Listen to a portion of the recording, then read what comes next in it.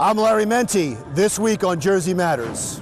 Odds are sports betting will be coming to New Jersey by early next year. We talk to a man who's going to the Supreme Court.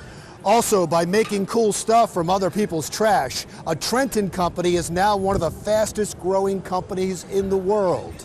And we'll take you to the 35th annual New Jersey Festival of Balloons.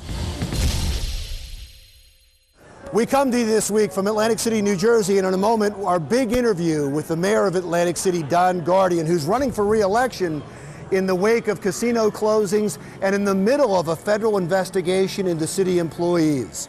That interview in just a minute.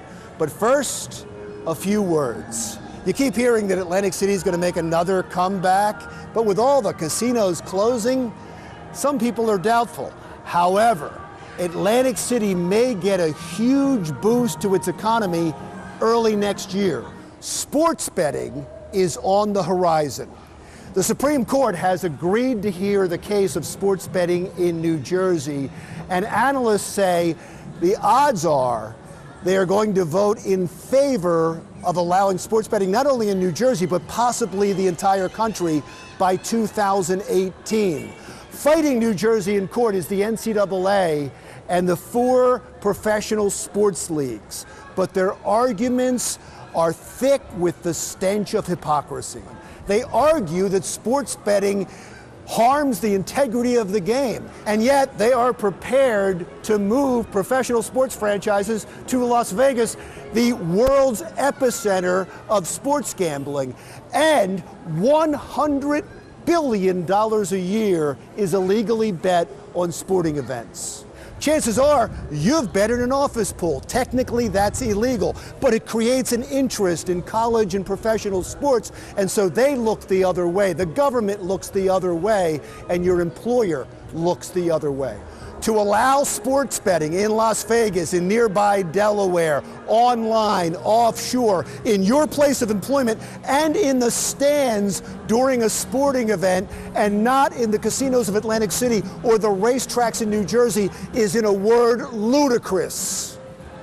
Forget the legal arguments for a second. How about just a smidgen of common sense? And now our big interview with Atlantic City Mayor Don Guardian. We begin with this issue. Mayor Guardian, thanks again. Thanks for doing this. I appreciate it. I want to start with sports betting because it looks like the Supreme Court, at least all the analysts say, the Supreme Court is going to rule in New Jersey's favor. When I say New Jersey's favor, I mean for sports betting. What would that mean to Atlantic City? Huge short-term benefit because we're going to be able to jump right into it, as I'm sure some of the racetracks in New Jersey are as well. But we're a gaming destination. We have the technology. It's going to be great for Atlantic City. We just have to make sure we don't think that this is the end-all game for Atlantic City. So right now, real sharp. I think people are going to come down here, want to have every major event, enjoy a room stay, have good dining, and of course, a bet. But we're talking about billions of dollars potentially for next year. $8 or $10 billion is going to certainly show up all of our brick and mortar properties here in Atlantic City. And I think just like you go to Vegas for the playoffs, you're going to come to Atlantic City if you're on the East Coast. It'll be part of the comeback, though? I think so, absolutely. It's a great part of the comeback. And, you know, as we've said before in things, there's no one basket of eggs that are going to solve all our problems, but sports betting is certainly one of them. I'll get into some other development in a moment, some of it going on right over your shoulder. But I want to deal with this federal investigation into city employees. Sure. How much do you know about it at this point? So just that we had gotten a federal subpoena, and then yesterday morning or day before, we got a subpoena from the county prosecutor. Just how many employees do we have? What are their names? Give us the contact information and tell us what health plans that they're on. So that's all we really know. So they're going after these city employees for some prescription drug fraud, allegedly. How is the city involved at all?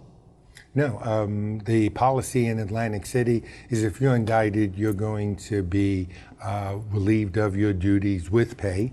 You have 5 days without pay, I'm sorry. Then you have 5 days to counter the charges that are made. We handle every situation on an individual basis, and then we'll decide either to continue you without pay, to restore your pay, or to bring you back. Should anybody have known about this going on? You don't know because you're on a health plan, so we don't see what amount of prescriptions anyone is actually using, and the health costs haven't increased. So there's no way for a town to know. It's a state health plan. So the taxpayers are not going to have to, they're not going to feel this at all? No, they're not going to feel it at all. My concern is some of the towns around us that are being named are very small. We have mutual aid with our fire department. Mutual aid means that we help each other. If they lose half their fire department, it's going to be very tough for Atlantic City to provide the services here as well as provide mutual aid for our Down Beach neighbors. So you've been able to now reduce the tax levy, resort tax levy, and the property tax, which is an amazing thing in New Jersey. But was it you or was it the governor? The governor's claiming some credit for this since the state takeover. Okay, so the governor should get credit for what happened with the Borgata tax appeal. We owed him $140 million.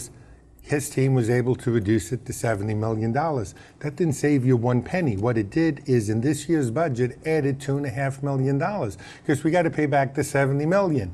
Better than $140 million, but you still got to pay it back. So you can't get credit for that. He gets credit for the tax appeal ruling that over the next 10 years is going to save the city $70 million. But the way we were able to reduce the budget is by following the plan that the state rejected. So you had a lot of givebacks from the International Association of Firefighters, from the Police Benevolent Association. We privatized trash and recycling. We entered into agreement with the county to take over senior transportation, Meals on Wheels, health services, and we privatized payroll. All of that reduced the number of employees, reduced the cost. That's what we did. So we really get the credit for this. Now, at the same time, we got a nice break with the county and a break from school taxes as well. When you combine that, 11.5% well needed for our taxpayers here in Atlantic City. Was that all made possible by the takeover, the state takeover? No, all of that would have happened in January 1 because of the takeover.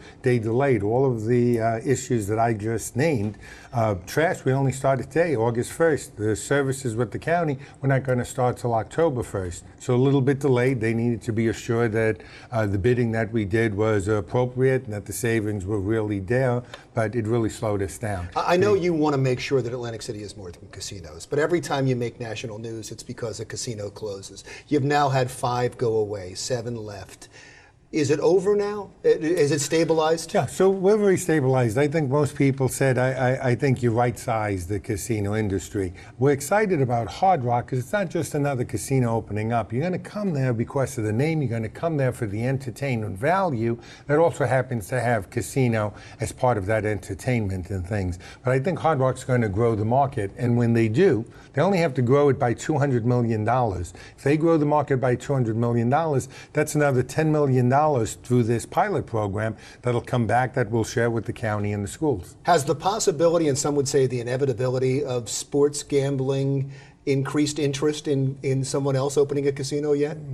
I will be very surprised if it does not. So if there was some ability to bring in another casino besides Hard Rock and things, I think sports betting would be what tips the iceberg and says, I think we should jump in to Atlantic City now. The price is right, taxes are going down. Seems to make a lot of sense. Let's move past the casinos because Sure. I know that you've been preaching this since the first time I interviewed you, that you can't just rely on the casinos anymore. Right. You have Stockton University coming in. Stockton big, changes the fabric. Hard Rock's good, 3,000 jobs, $8-9 million that they'll add to the budget. But it's Stockton that changes the fabric of our community. Students coming in, certainly they're going to be dining, eating. Parents are going to be visiting. So we're very excited about bringing Stockton. Personally, it's my prodigal son. They started in Atlantic City 1971. They've been roaming through the Pine Barrens for some 40 years. Now they're coming home. Finally. Well, we'll talk about some of the construction going on over your shoulder. I want to take a glimpse into the future of Atlantic City with you and talk about your re-election campaign when we continue with Atlantic City Mayor Don Guardian on Jersey Matters right after this.